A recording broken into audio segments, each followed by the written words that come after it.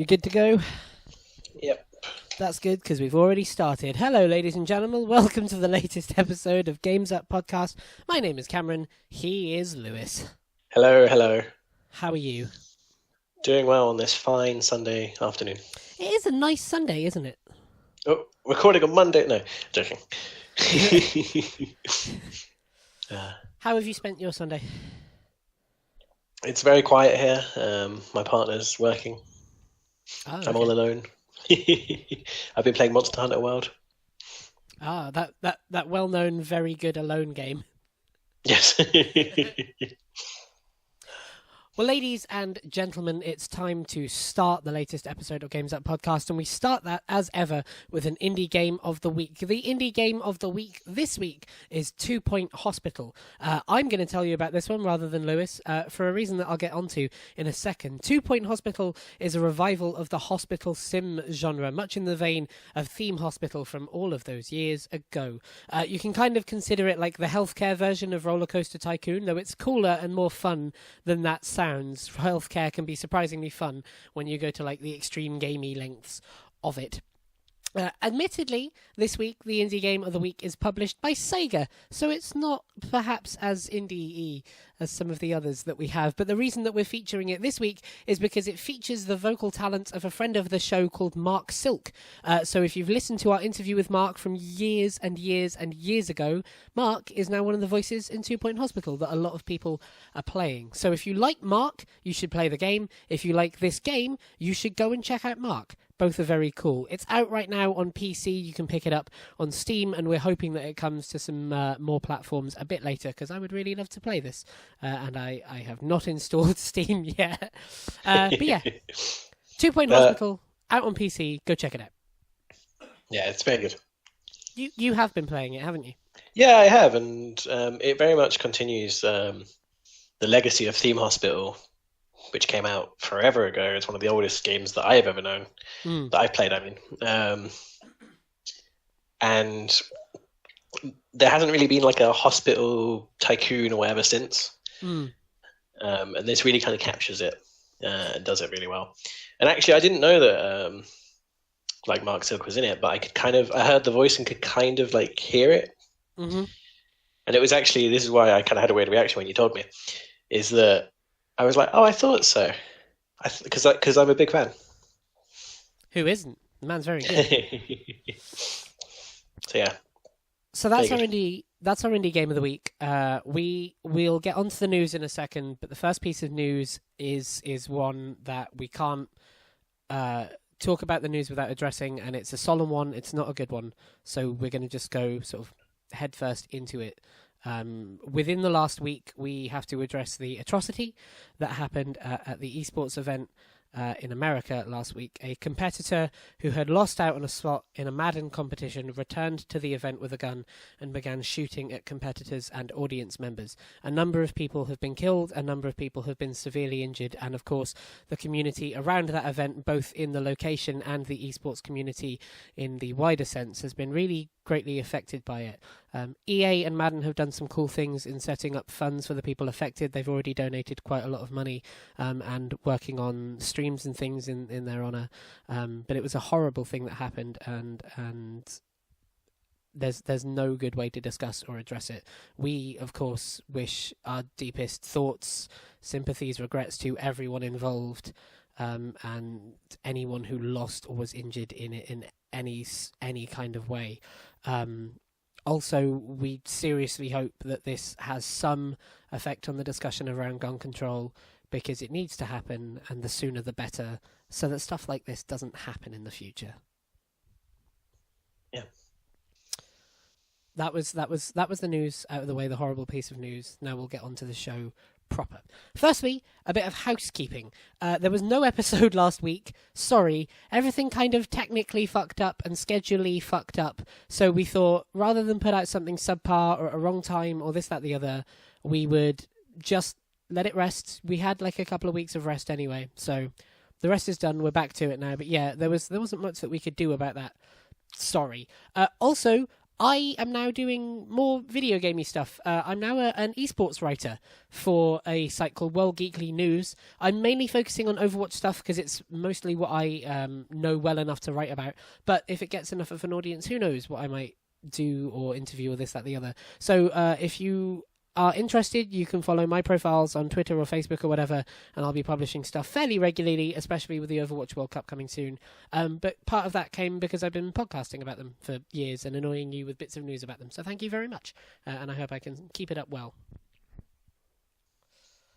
Now, onto the news properly. The first piece of news, which is actually the third piece of news, is that in 2019, there will be no Assassin's Creed game. I am surprised at this.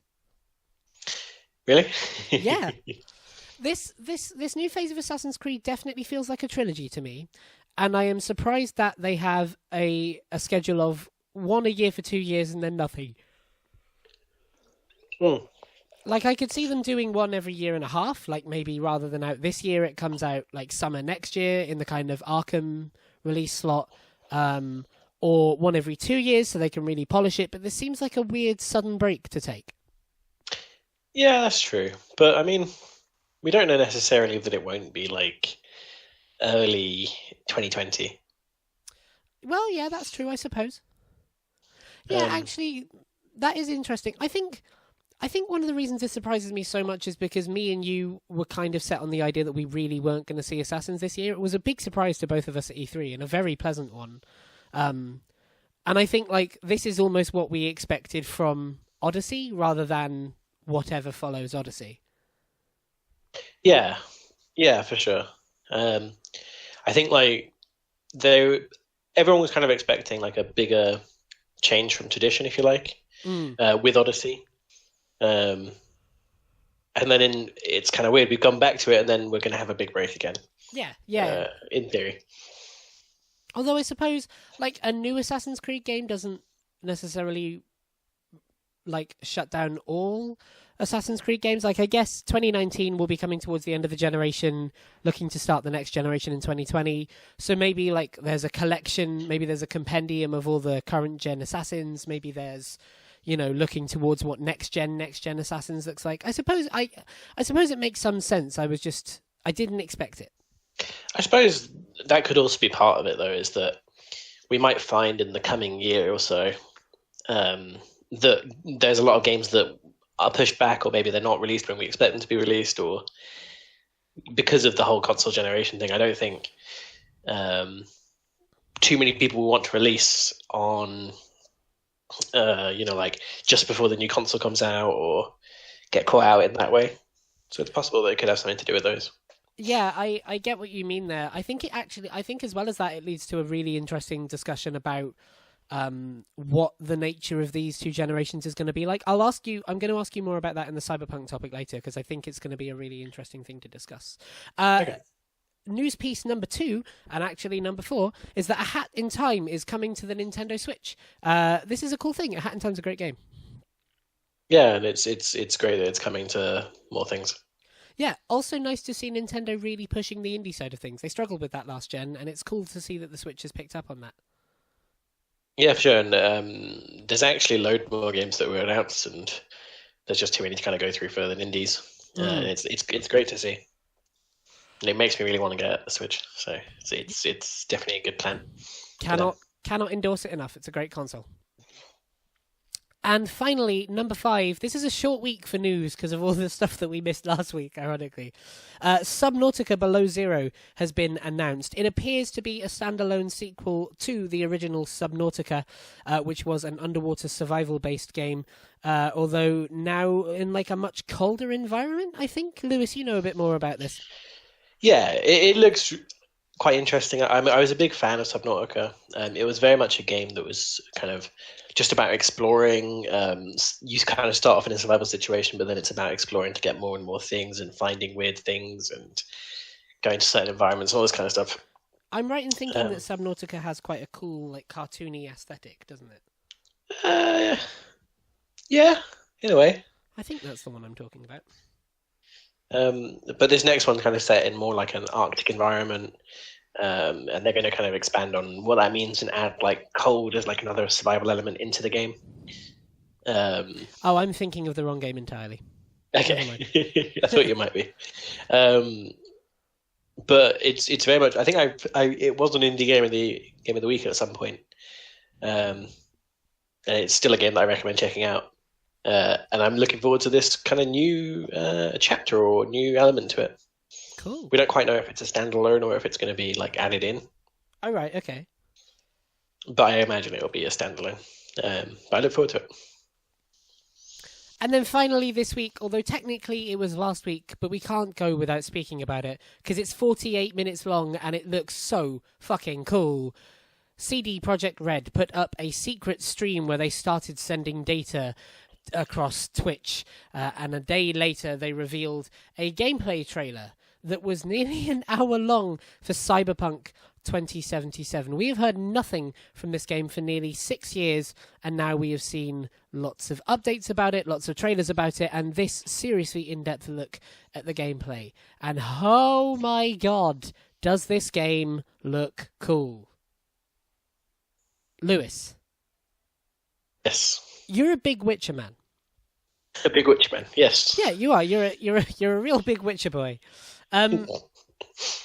How excited are you, based on the same dev, the same systems, but such a drastically different piece of source material? Very excited, actually. I think one of the things that CD Projekt Red did with Witcher was they did a lot more than would normally be expected from a game, in the sense that it was like, they did quests, but it was so much more expansive than the way, say, Fallout and Skyrim did quests, and lots of the other fantasy genres did quests, and they did character interactions a lot more in cutscene, all this kind of stuff.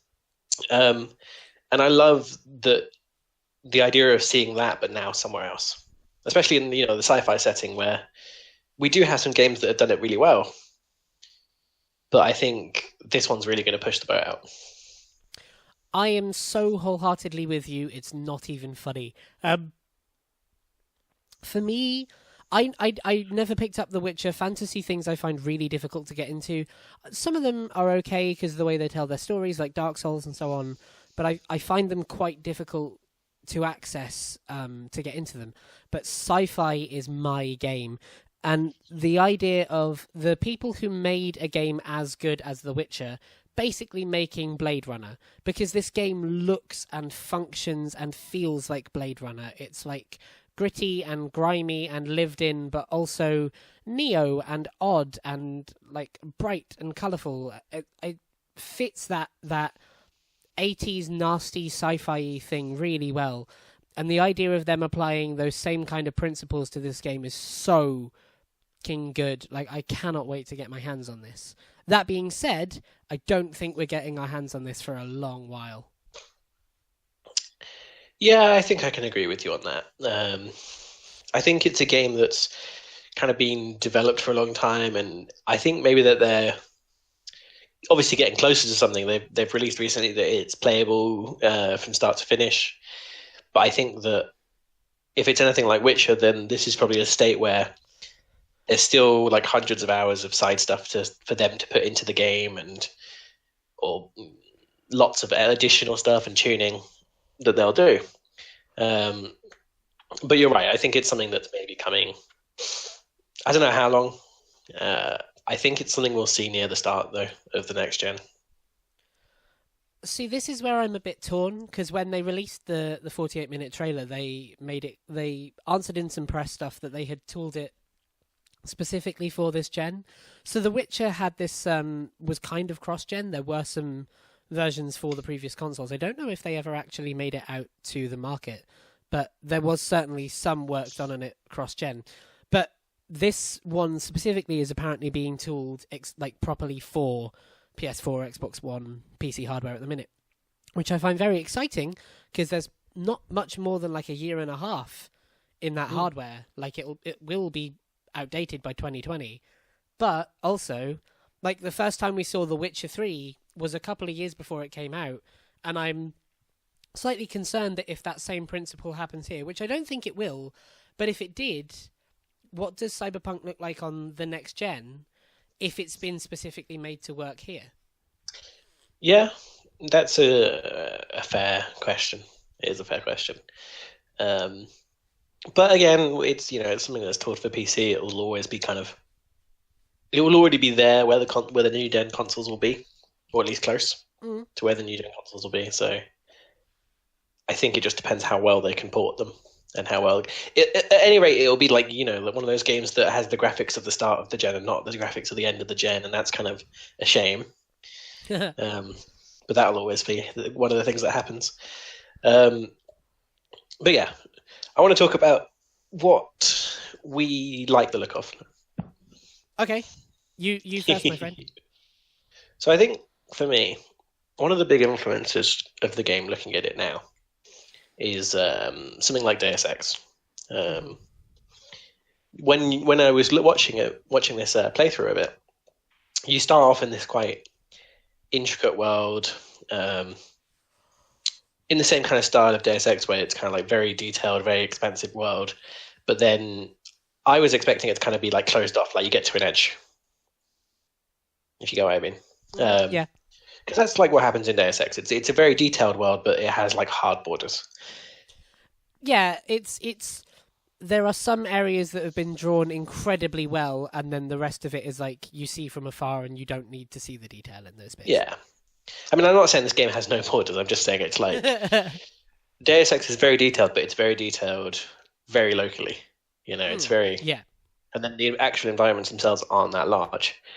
But the thing with this is that you get that impression, and then all of a sudden, the character gets in a car and just drives off, and it's a big world, and we don't know necessarily how big it is, but it's definitely of a much larger scale than kind of previous sci-fi games out there. Mm-hmm. And this is something that I can say from coming from Witcher, is that I kind of trust CD Projekt Red to be able to kind of fill the world with that kind of level of detail throughout. Yeah, I think, to me, I'm excited for the same thing, but in a different way. I like how the environments were so clearly, like it felt like a real city. I like Deus Ex quite a lot. I've only played the one. I will, stick the huge caveat there. But I completed the game and got quite a way through it after the fact, and I loved the world. I thought the city was really fun, but it didn't feel like a city in the slightest. It felt like a simulation. It's cool, and there was like some nice little bits of interconnectivity, and there was like the nice ivory tower to grimy underworld bits, whereas this felt like an industrial city. It reminded me of when we saw GTA 5 for the first time, in that GTA 5, I think, is really special because there's so many systems in place to make it function like a world. And so if you want to interact with that world organically, the work is there for you to do so. If you want to get on a celebrity sightseeing bus, nobody's ever going to do that in a GTA game, but you can. And I think we're going to have similar systems at play here, where there was enough meta work, I suppose. Like, there's enough systems at play other than just like walking, talking, driving, gunplay, that you can like work with diplomats, or you can side with the underworld, or you can play the hero or the villain. And I think one of the things that this gen has done well is move away from morality trees that were like one way or the other. Like Red Dead, the previous one, had a system where literally you would gain positive or negative points, whereas now it's a lot more fluid of you're role-playing who you want to be. And I feel like Cyberpunk has that as like its core thing. If you want to be the gritty industrial cyber person, you can. If you want to be neo, dystopian diplomat cyber person, you can. And I think that's very exciting. Yeah, for sure. I'm really excited for the game in general, because I just think that the kind of it seems like, I said it to you, the first thing I said actually, and it kind of goes back to my earlier point, which is a little bit of a thing, but the first thing I said after watching it was that it's like they've taken some of the ideas from previous sci-fi games, like in Deus Ex, like in kind of Fallout in some aspects, but and just kind of gone, we can do this bigger, we can do it better. And that's really exciting for me. It's hard to kind of put words on exactly what I think I'm quite excited for. I know what you mean. I think I'm quite excited for the tone and feel of it. Mm. Actually, I think one of the things that excites me the most, although I will put a caveat to it, is I think this looks like. I think gaming as a medium has a real problem in that it doesn't deal with adult tones very well. It like you can shoot stuff up all you want, you can swear all you want, but it doesn't really deal with mature stories yet. And where it has, it's told them through a lack of those things. Like The Walking Dead is amazing because you see the story through a child's eyes, and so that story has an incredible amount of depth to it, but it's not mature. Like films have Schindler's List and The Wolf of Wall Street and those kind of seminal pieces that push the medium. And I feel like Cyberpunk is going to do that because it doesn't seem afraid of telling a story that requires more grime than is usually present. I guarantee you they have to do so much work to get this game in Australia. Oh yeah, for sure. Yeah, that's a good point actually. Will it even come out in Australia?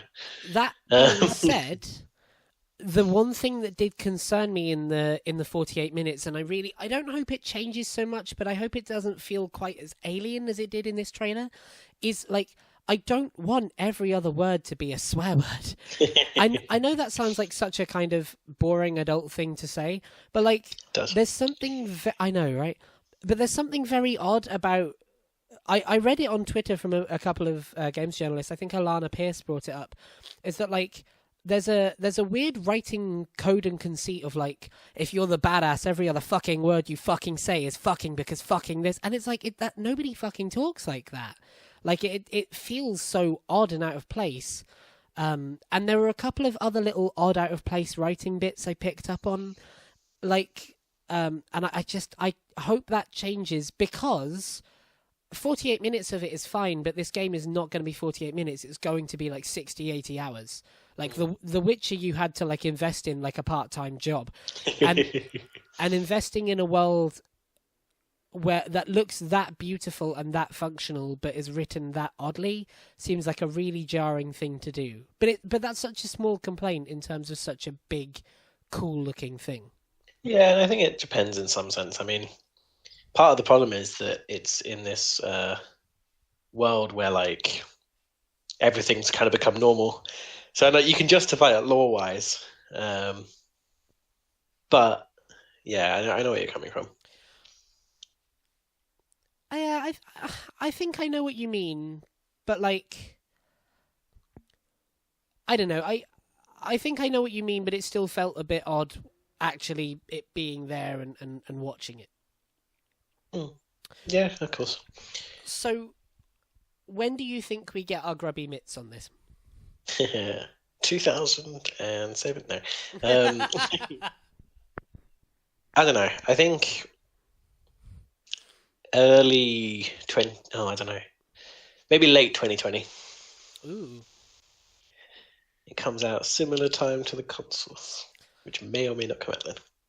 Yeah, I can see what you mean. I am gonna say in a worst case scenario, this is early 2021. So the consoles have come out, the hardware is good, porting things to it isn't shaky, and the game can run properly, much like what happened with The Witcher. So that's worst case scenario. In best case scenario, this could be the Last of Us of the generation, and it is like the swan song, so it's 2019. Yeah. That would be very exciting. Yeah. I'm super stoked to be honest, and I think like the reason why it's hard to describe what exactly to put my finger on it that makes it kind of so exciting for me is that it doesn't necessarily do anything. It doesn't look like it's necessarily going to do anything original so much. Yeah. When you watch the trailer, you're like, okay, there's some cool powers, there's some cool kind of ways of pathing through stories, and that's kind of unique in a way, but not entirely. It's kind of just done a bit better, I think, or done a bit more. And And there was some kind of cool stuff with character interaction of like, there's a moment where in the trailer where you're kind of sitting there and you can either like stay sitting or you can like stand up and fight at any kind of moment at any moment you like in that kind of narrative. And that's really cool. I like that kind of concept, but it's still nothing that's kind of totally original or totally new. It's just, and The Witcher kind of was the same, and it's just that they have a big belief in doing more, and that's kind of really exciting. That's kind of like my kind of, that's why it's difficult for me to say this is the reason, this is what makes this the game that I'm really excited for. Yeah, and I think actually, ironically, that has a lot of parallels with The Last of Us. Like, I think you're right. What they're doing is not revolutionary. Like, I didn't look at this trailer and think, wow, I've not seen that in any other game. I will say I got a real Vanquish feel from this trailer. The slow motion gunplay, like, that had me really like Max Payne-y Vanquishy, and I feel like that's a mechanic we don't see enough, but I also don't want to see it overused. But you're right, they're not doing anything that hasn't been seen in any other game. But just like The Last of Us took bits of The Walking Dead and Zombie U and this, that, the other, and pulled it into something that was very seminal, I could see Cyberpunk doing the same thing. I do only have one serious worry about it, though. Yes? Well, okay, so say it comes out say it's the best case and it comes out in 2019, it closes the generation out. We get to the end of the year, come December, our Game of the Year episode's going to be like 10 minutes long. We're just going to agree. Like, it's Cyberpunk. Yeah, maybe. Maybe we'll see. And with that, ladies and gentlemen, we'll close out this surprisingly shorter than usual episode. Apologies for the lack of news. Lewis, thank you very much. Thank you. Great. You're welcome. Wow. Okay, that was... My charisma is off the scale. And thank you very much for listening. Are you excited for Cyberpunk? Of course you're excited for Cyberpunk. Why are you excited for Cyberpunk? Let us know. And you can let us know either on Facebook, Twitter, or on the iTunes feed if you are much of a commenter on iTunes. We never get them, but please feel free to. You can find us on all those places at Games Upcast. And we post this podcast at 6:30 every week on YouTube and iTunes, and much, much earlier in the day on iTunes, so that you can catch it on your way to work or lunchtime or whenever you want to catch it. Thanks very much. We will see you next week. Like it, share it, post it, all that jazz, blah, blah, blah. The game's up.